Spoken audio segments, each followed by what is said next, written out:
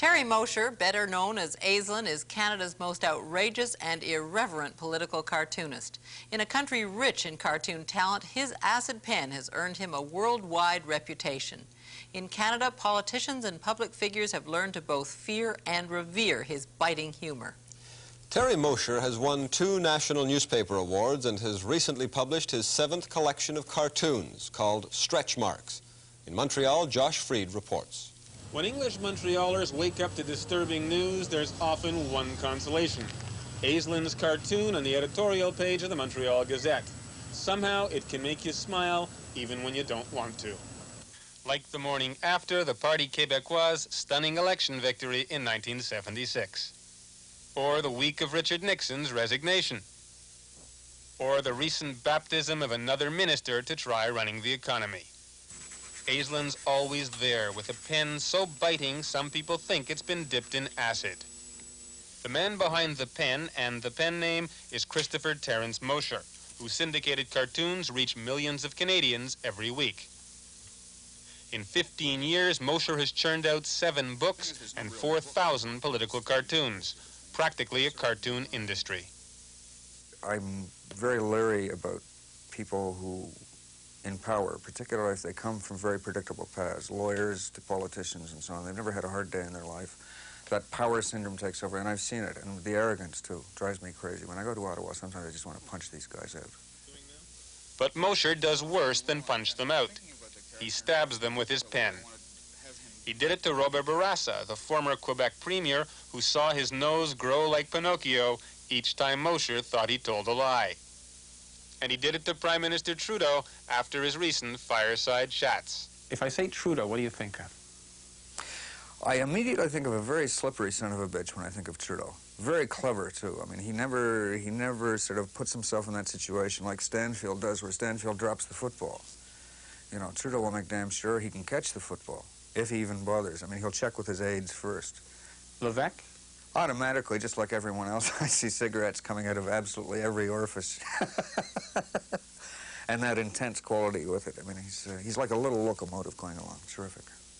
The cover of Mosher's latest book is a controversial Levesque cartoon, showing Mayor Jean Drapeau snuggling up to the premier shortly before the Quebec referendum. The Gazette published the cartoon, but the current Gazette editor thinks it shouldn't have. If it were handed to me now, I still would not run it, because there is a connotation there of sexual impropriety that I think exceeds the bounds of fairness. This is something I'm very proud of. Sexual innuendo is very much a part of our humor, of our conversation when we swear, this, that, and the other. And so I've managed to incorporate this into a lot of cartoons. What about your victims? What about their feelings? What you're attacking is not a private individual, it's more a public thing. In other words, it's not like you're going after your neighbor, you're attacking a Mars bar. And that's how I think of politicians, as sort of things. Mosher sees himself as an angry young Turk, but he's become a celebrity, rubbing shoulders with well-known people who often own his cartoons. Novelist Mordecai Richler, a friend of Mosher's, owns this rather kind drawing of himself. Prime Minister Trudeau paid a hefty price for this one, done during the last election campaign. Even Pope John Paul II has one, a gift from the Catholic Church of Canada. This Aislinn original now hangs in the Vatican. This one doesn't. Mosher's favorite target is Montreal Mayor Jean Drapeau, recently elected to his 8th term in office. Drapeau has been the victim of countless Aislinn cartoons, including many on the 1976 Olympics, and the mayor's now famous promise, the Olympics could no more have a deficit than a man could have a baby. In the cartoon, a pregnant Drapeau is phoning the local abortionist. Yet, even Drapeau is a fan. I know him and I admire him. Not that he has always been very kind to me, but he has been expressing his form of art. Do you remember any Aislinn cartoons specifically? Oh, I have some originals of Aislinn. Like what? Which ones have you? Well, I prefer to keep them without any reference. It's not a preference. I keep them as pieces of art.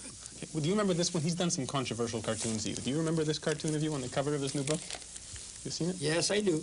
I have the book, and I had clipped the cartoon when it appeared, and I found it on the cover of this book. What did you think when you first saw it, first morning? I don't commend the cartoon. I laugh at them. I try to understand them, and if I understand them well, I should laugh. If I don't laugh, it's by, I suppose, because I didn't understand them well. You understand this one? Remember this one? Very famous cartoon. Yes, I do. Yes, I do. I had clipped this one, too. I had clipped this one. What do you think of that one? No comment. I can comment the talent of the cartoonist, never the cartoon itself. Terry Mosher's got quite a job. Always on the attack, never the victim. To turn the tables, we had cartoonist Girard of La Presse draw a cartoon of Mosher. Like his own cartoons, it isn't kind.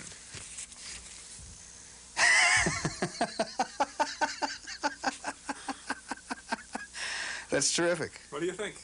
Well, that's great. I love it. You do. Is it fair? Sure, it's exaggerated, but it certainly has a point to it. I mean, suddenly I'm making an awful lot of dough, and that's more or less what he's commenting on, really. Sure. The cartoonist cartooned. But unlike his victims, Terry Mosher will have lots of opportunity to reply. For the Journal, I'm Josh Freed in Montreal.